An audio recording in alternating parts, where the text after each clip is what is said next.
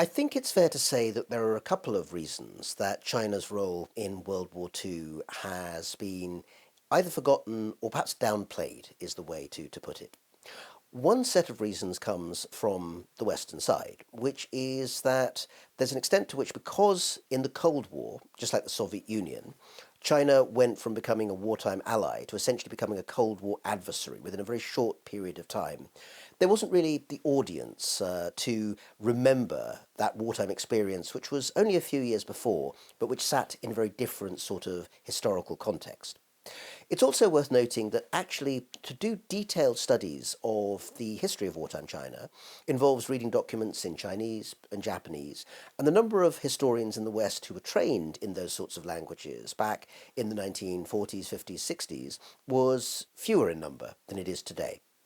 But it's also worth noting that China's politics was very, very closed in the early Cold War period. Essentially, Western historians couldn't get to China to look at archives, interview survivors, look at documents. Those opportunities were simply not available. And without being able to look at the documents and talk to the survivors, the chance for any Westerner to actually write about China's wartime history was much, much lower than would have ideally been the case. That situation only really began to change in the 1980s when China was more open and able to open up those conversations with Western and Japanese historians, really for the first time since the beginning of the Cold War.